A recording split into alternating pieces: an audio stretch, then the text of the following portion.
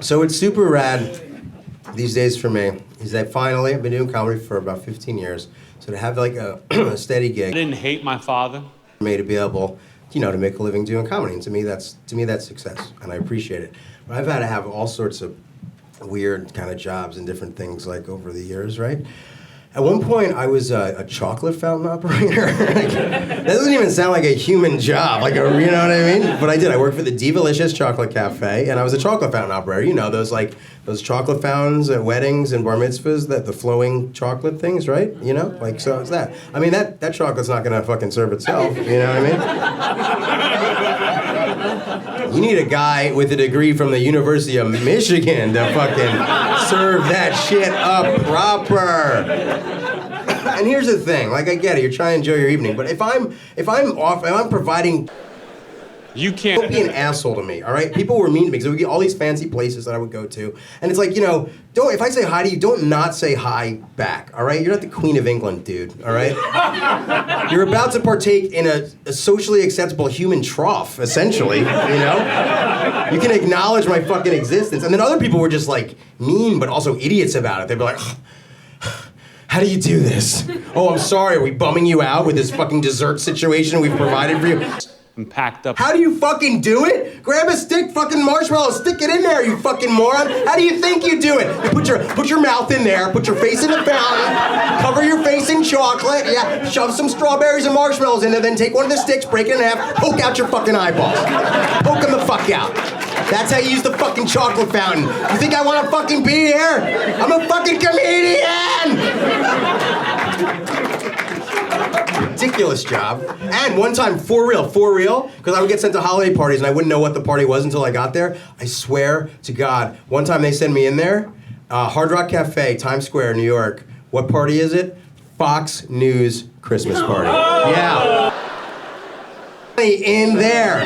Now I say Christmas party and not holiday party because they would freak out, you know what I mean? Because there's a war on Christmas. There's a war in Syria, assholes.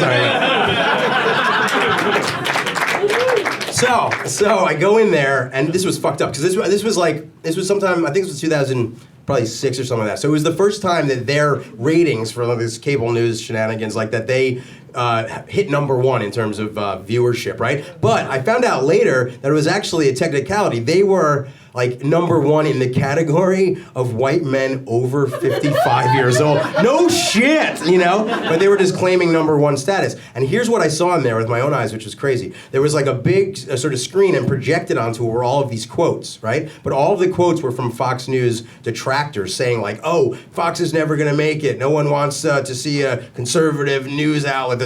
They're too late to the 24-hour game. This. So all of this stuff was like their big like, fuck you to that. Like it was just completely showed that it was a troll party. Like that was it. Because if nothing was like, hey, we really broke a story here. We really helped the American public with this one here. You know what I mean? We really are fair and balanced and we're so proud of it. No, it was a big fucking circle jerk. And it really, I saw that with my own eyes. And I will tell you this, and this will make you guys feel better now. It says a lot about a person where they dip in the fountain, okay? It is. There's a lot of sociology going on there, a lot of psychology. So it's like if someone takes their, you know, their stick with the marshmallow and goes to the crown, Didn't get that last joke. waves it up and down, you know, they feel good about themselves, you know? They're celebratory, they're enjoying life, they're taking it in, it's majestic, it's beautiful, right?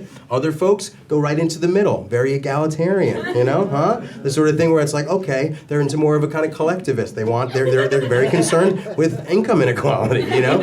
Things like that. But then there's some people that dip down into the base, where the chocolate's already drying and whatnot. Like they have such a level of just sort of disdain that they know that they don't really deserve what's going on. I'm gonna say almost all of the people at the Fox News Christmas party, they were base dippers, you guys. Just a whole bunch of crummy funkum base dippers, man. And here's how I know my theory is true, because Bill O'Reilly was there.